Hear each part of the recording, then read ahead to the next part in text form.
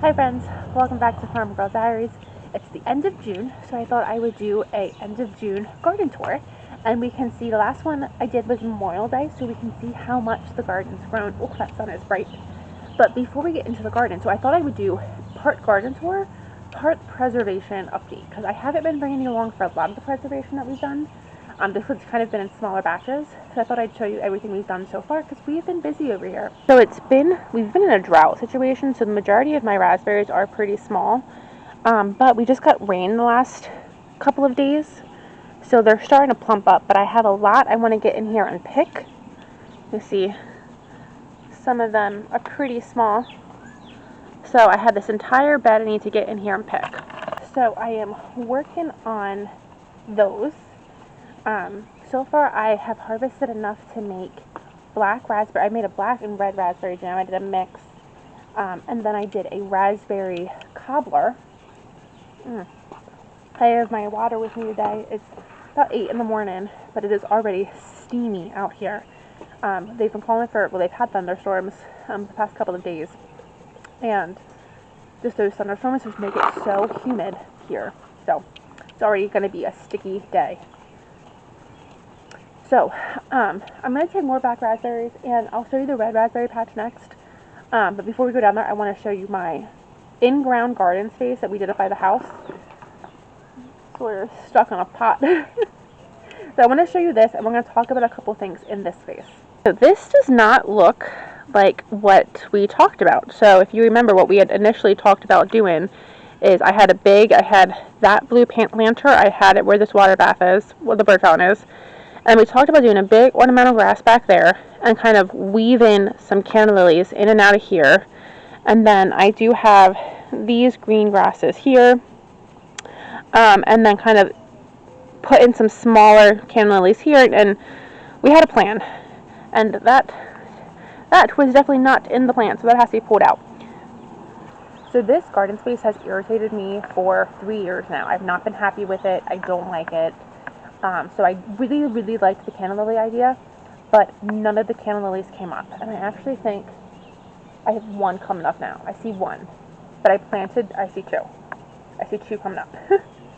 But I planted these over a month and a half ago, if not 2 months ago, and so they are taking their time. So I'll turn you around and I'll show you. But they weren't coming up, and I refused to go into another year where I didn't like this bed. So I splurged. I bought, that is a pampas grass. The grass I had there wasn't coming back, so I got a pampas grass, and then this is a beautiful, beautiful rose bush.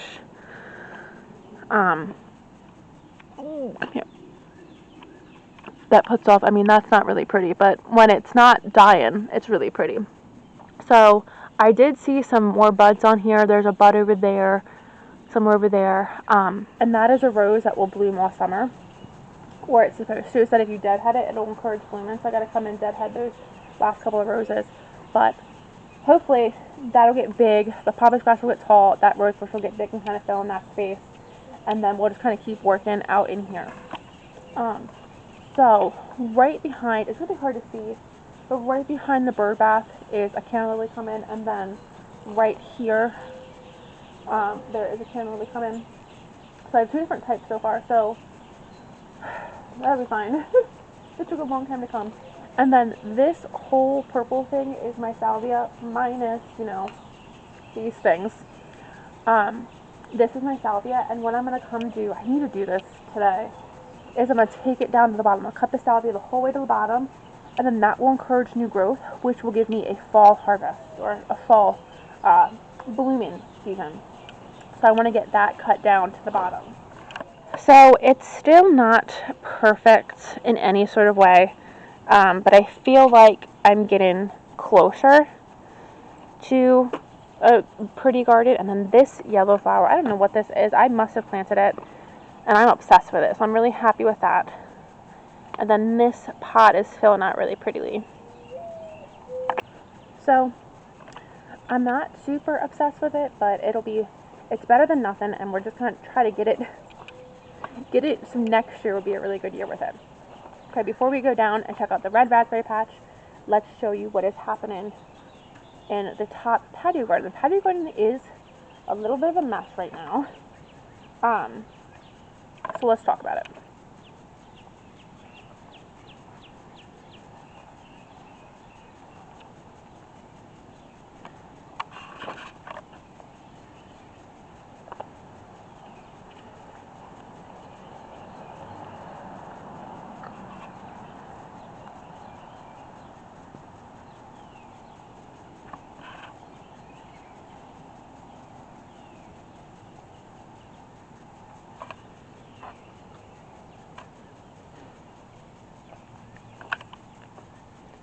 So, first things first is my red poppies. I have beautiful red poppies there and my orange poppies. My orange poppies I'm obsessed with. I have a couple different patches in here, so I think this fall I'm going to try to transplant them to other parts of my garden because they are stunning. They open up in the sunlight and they close up in the shade. And then my red poppy here is just beautiful. That just opened within the past couple of days. My carnations are looking a little ragged. They normally do when they're kind of at the end of their blooming time. So that is what it is. And then this big plant here is my spiderwort. And that is not a plant that likes the heat. It'll bloom in the fall and it'll bloom in the coolness, but it won't bloom in the heat. So some things we've kind of let go. My salvia is massive and has stopped blooming. And I need to Google what I do with that. I don't know if I need to cut that back so that I can rebloom next year. Like, I'm not quite sure what to do with that, so I gotta Google that. But we have our first dahlia of the season. And this is a dahlia that I overwintered in the ground. So I didn't actually pick it, pull the root because I got lazy, and it overwintered. And all of the dahlias that I overwintered grew so much straighter than dahlias that I have pulled out and put back in the grounds the next season. So I'm thinking I like the idea of overwintering, so we're going to see if we can't do that again. Because they grew straighter and they're blooming before even the dahlias that I started inside. So if you remember, if you were with me, in the fall I started, not in the fall, in the spring I got my dahlia bulbs and I put them in pots in the basement, and with the hope of like getting them started so that when I put them in the ground they would bloom sooner. So far those aren't blooming. They're growing, but they're not blooming. But the ones that overwintered, they bloomed. Okay, we're walking back to the ends of the garden to show you the red raspberries. And this is the most red raspberries I've ever gotten. So I need to come out here. I can see I need to do another harvest. Is my red raspberry patch. And this is seedless, thornless red raspberries. Oh, look at those.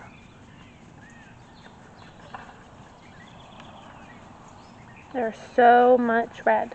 So I see a lot that needs to be harvested. So typically I like to harvest them in the morning before the sun really hits them so that they keep their juices and they're sweeter.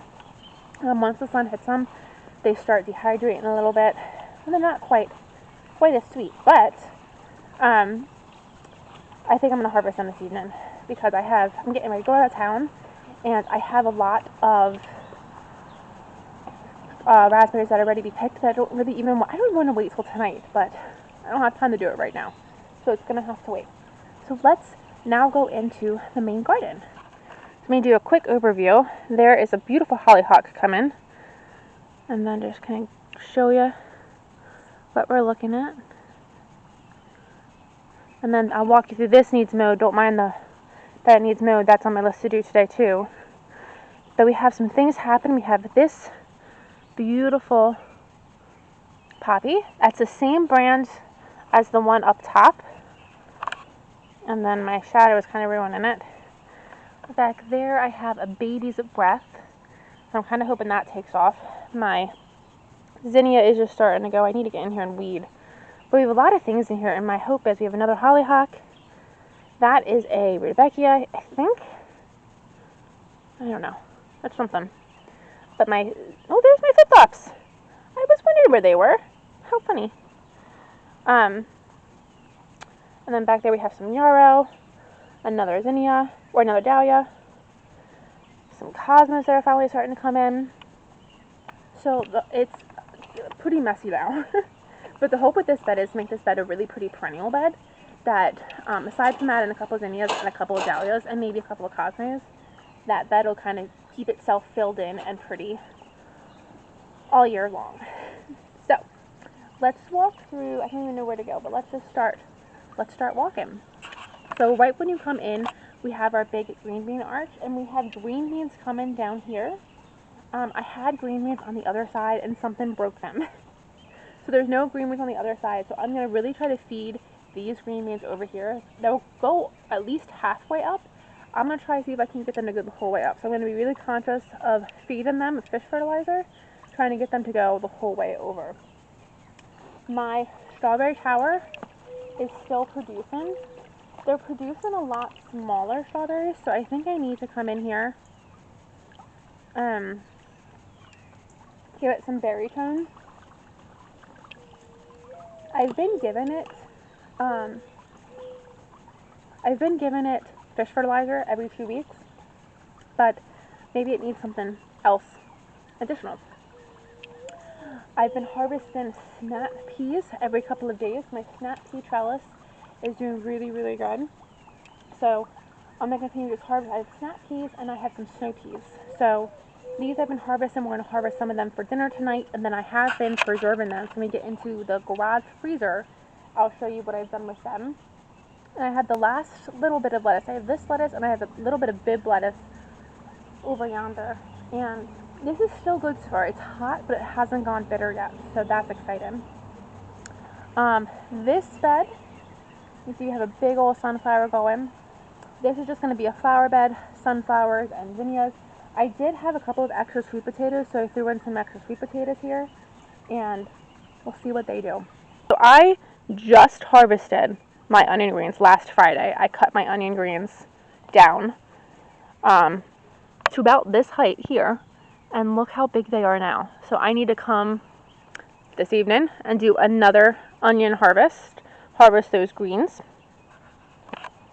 Onion greens are delicious. So you like to give your onions a haircut when they get to 6 to 8 inches tall, and those greens, you can keep them. They taste delicious. I like to, the last batch I had, I dehydrated them and I turned them into onion powder, or green onion powder.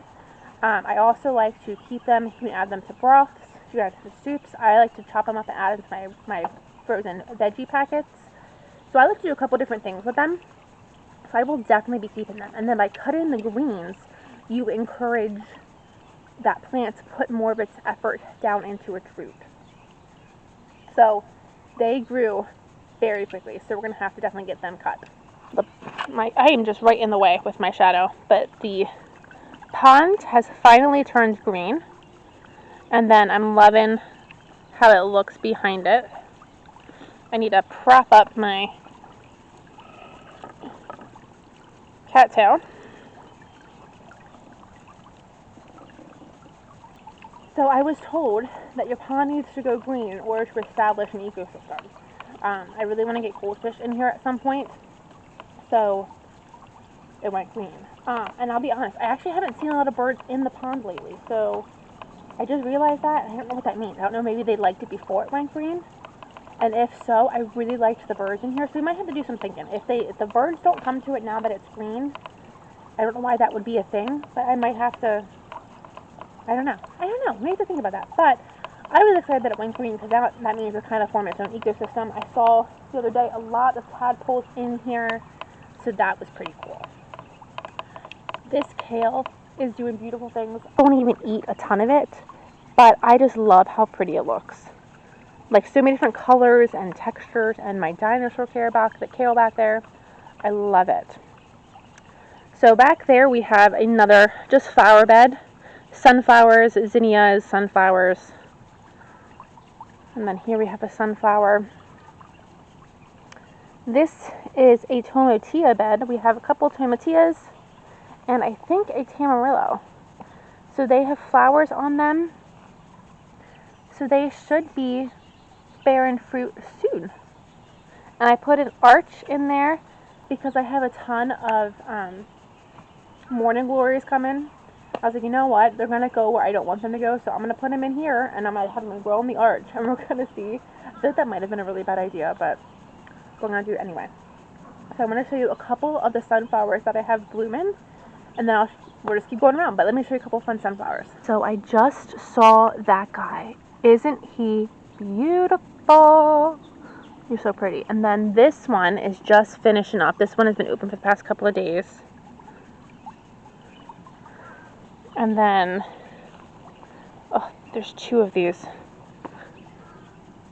Look how pretty that is. My shadow's in the way. Look how pretty that is.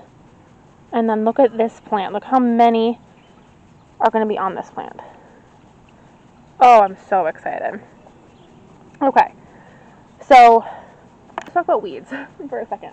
So I ordered my Chip Drop. I ordered Chip Drop to get chips for this bed, and I haven't gotten them yet. I don't know why I didn't get them, but I haven't gotten them yet. And I put a lot of money into the soil, into fencing, into other things that I don't have the money that I'm willing to spend to buy mulch for this bed or this garden. So I'm just still waiting on Chip Drop. But what I am doing is when I get a good collection of cardboard, and you'll see when I get back to the tomatoes, I'm getting cardboard, I'm laying it, and I'm going to buy straw. And I guess you're going to make the paths out of straw. Straw is a really good weed barrier too. But then on top of that, there are a lot of weeds in this section of the garden, in the paths. They're not established. I can pull them out very quickly. The problem that I'm having is I'm really fighting thistle back in the tomato section of the garden. I'm really fighting thistle. So all of my efforts have gone to the thistle. But I finally bought myself gloves. I don't know why I never had, I had garden gloves that I don't like, but I never had, gloves that could pull thistle without, going through them, without, going through the glove. So I finally bought gloves yesterday, which meant in, 15 minutes, I pulled all the thistle in the back half of the garden, which is unheard of. That would not have happened without these gloves. So I'm excited to have these gloves now, as now I can maybe keep up with the thistle more, and then start moving into this section of the garden more. Previously, I'd use a sweatshirt to pull the thistle, and I would get so sick off. My hands would burn, my hands would hurt, that I would pull it for 15 minutes and be like, okay, I'm done, I don't care.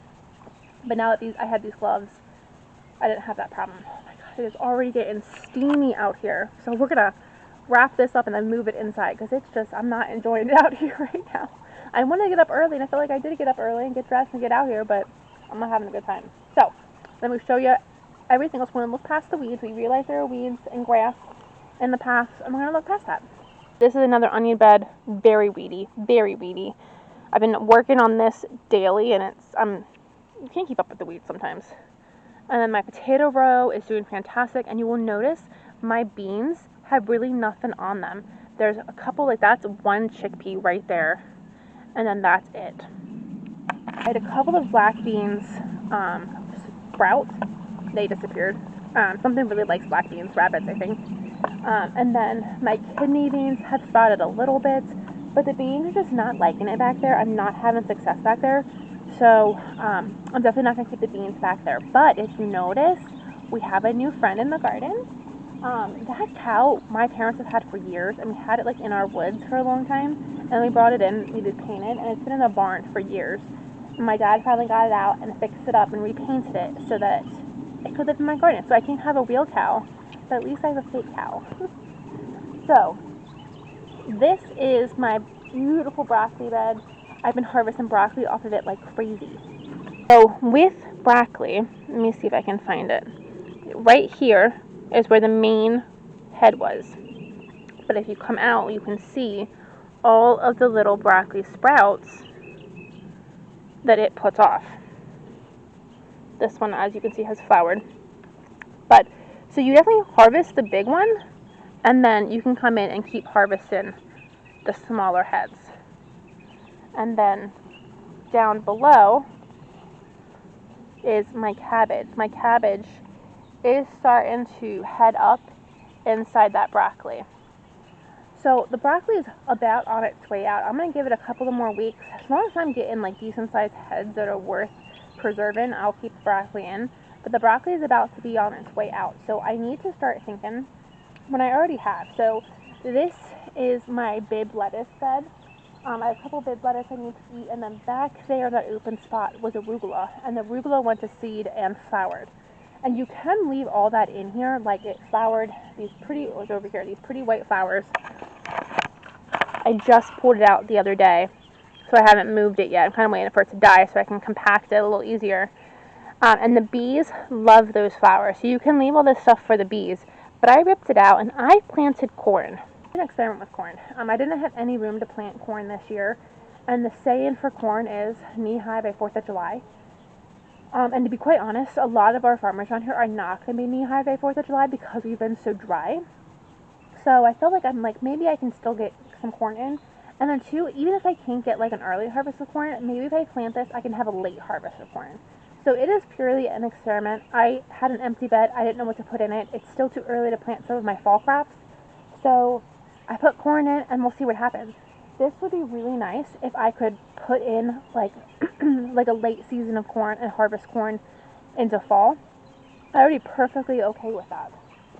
My sweet potato barrels, this one has gotten a little overrun. But this one over here is doing better. It's not surrounded by, but this one over here is doing better. It's not surrounded by other plants. You can see some of, like, look how good that guy looks. So this one is definitely doing better than that one, just because this one is getting kind of beat up by all the plants around it. We'll see how well that does. And I see a lot of thistle in there. I gotta pull the thistle. I can't get into that thistle right now, so I'm waiting until the potatoes are ready to harvest, and they'll come out within probably a month or so, and then I'll go in and pull the thistle. So the pepper bed is right over here. The pepper bed is coming along. Let me bring you down and show you. You remember we topped these peppers, and they're just starting. You can barely see them with all the grass, but they're just starting to come. And here you can see one has a little flower on it already. But you can see how bushy they are. So this has two main branches, and that's because we topped it right around here. Same with that one. They just get bushier when you top them. And so here, this one, oh, I just knocked the flower off. Shoot. Well, it had a flower on it. That would have been a fruit. So what you do when it's open, you come in here and you shake it. So a pepper plant has everything it needs to be pollinated, but what it needs is it needs a bee to go in and kind of vibrate it, and then it releases the pollen, and the pollen gets all conjoined together, and then you get your pepper. That's real scientific, I know, but it needs the bee's vibrations to pollinate that flower. So what you can do is you can kind of just give your pepper plant a shake, and that'll do it for you too. That'll pollinate your peppers. So our peppers are doing pretty good. I think we lost a couple, because I don't know what is happening here. I think I have a garden animal. I think I have a cat. I'm not quite sure. I don't know what else would have made like this area. And it's been like this for a couple of weeks. So if it wasn't something continually laying on it, it would have perked back up, I think. So I think I have a garden animal. I've never seen it, but there's definitely like a bedding area. And there's one pepper underneath of it that I don't think is getting enough sun because the grass is laying on it. And you know what? I could move it. I could. But in my head, it's a cat, and I want the cat to be as comfortable as possible. Okay, let's wrap this up because I am dying. This is a tomato bed, and it is looking fantastic. So I have some tomatoes starting to come. I've seen a couple right here. I have some tomatoes. So these guys I will soon need to stand up. They're not quite tall enough to reach this yet. I'm getting ready to go away for a couple of days, so I think when I come back, they'll be tall enough that I can start kind of pinning them to the trellis and encouraging them to go up more so than out. But they're doing fantastic things. And then behind a lot of them, I planted sunflowers. So those two are really small, but over there, all that in there is sunflowers. So I try to plant sunflowers behind the tomatoes. I don't know if it's going to work or not, with the hope of the tomatoes and the sunflowers kind of growing together and having really pretty sunflowers. I tried it. We'll see what happens. Some of them did really great. Like that third row did the best. this second row, I don't think I have anything. And this one here, I think I have like 2. So, I'm not quite sure why that happened, but, and they're all different kinds. So, some seed packets I think were better than others. Okay, here is our Brussels sprouts getting big. Here's this big patch of this. So you can see I just pulled this all out last night. So I'm waiting for this to kind of die back so I can throw it away. And my zucchini is coming. Oh, look. There we have a beautiful zucchini that we can harvest for our supper tonight. That will be delicious. And then my black-eyed Susans aren't doing too great. They're kind of growing along the base, not necessarily up the trellis like I want. I keep telling myself it is early, that it'll come. So I think that's about, oh, and I didn't show you the eggplants. The eggplants are not doing good. So this is one, that's one, and this is one. When I planted these, for reasons that I don't know, everything died back except for the actual plant itself. So it had to regrow its leaves. So it regrew its leaves instantly, but the leaves aren't really growing. So I'm thinking I may need to, I guess, do a fertilizer on it. It looks like they may be lacking for a fertilizer. I don't really know, but they're not really growing too well, so I'm gonna need to look into that. But it is time to feed the bunny. Hey, baby. Hey, baby. I'm gonna feed the bunny, and we'll be back to go in the garage to show you what I've preserved already.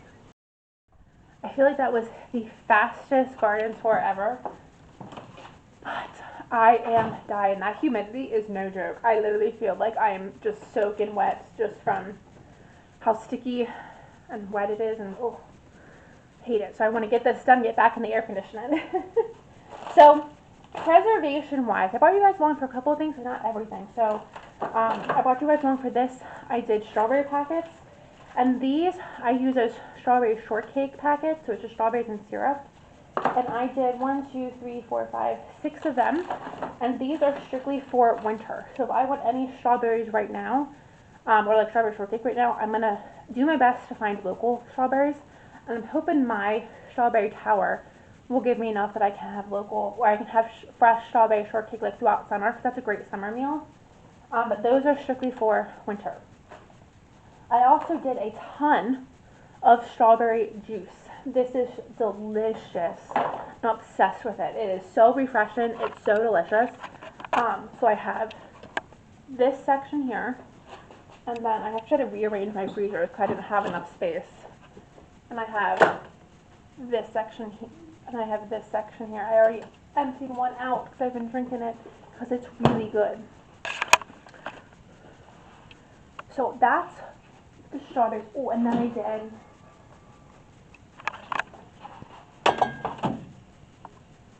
I did strawberry cider, which I haven't tried this yet.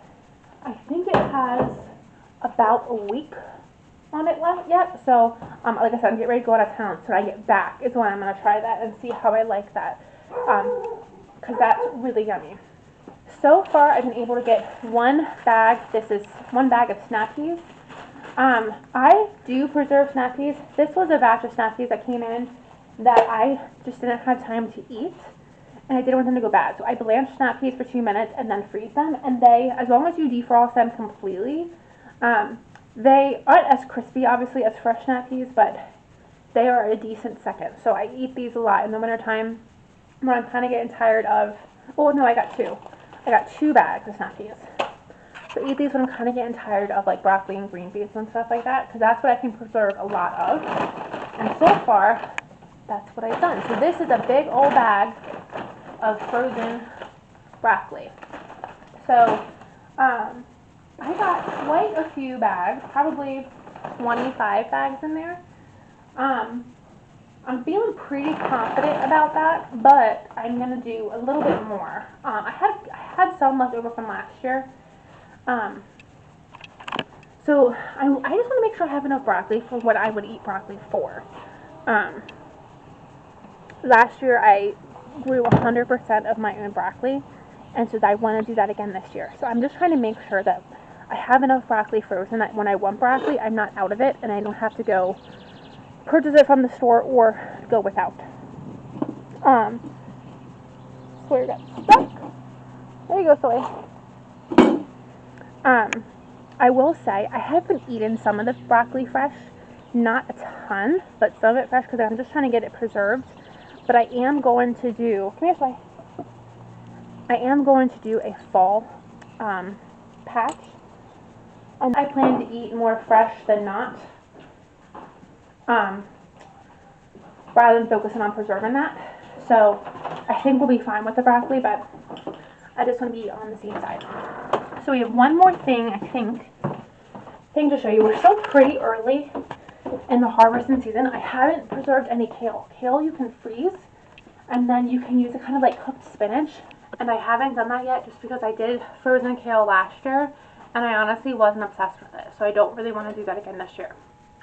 But if you want to, you can. Or you can dehydrate it and dry it up and add it as like a nutrient powder to like smoothies or soups or something like that. Maybe I'll do that, dried kale. We'll see. But so far I haven't done anything with my kale. But I have been busy making jams. So I did a whole batch of strawberry jam, whole batch of mixed berry.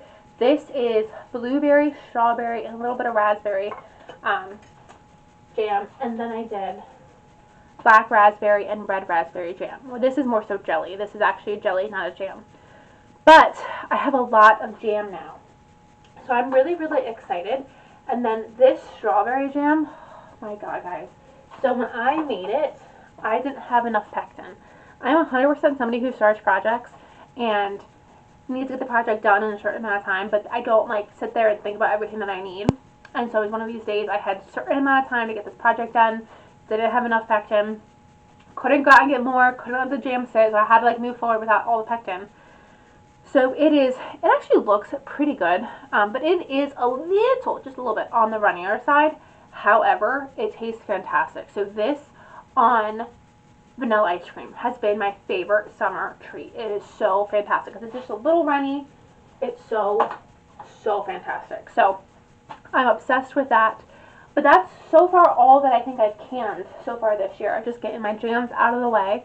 I just finished the raspberry jams yesterday, so I think I'm done with jams for the year. Really excited. So the next round of raspberries that I'm harvesting, I am just going to freeze them. I think I'm just going to freeze them whole. And then I do a couple different desserts with raspberries that I can then pull them out and work with them later on whenever I want them. I don't need to mess with them right now. So I'm going to harvest those raspberries and just freeze them in pint-sized bags. Let me turn it around and show you what is happening.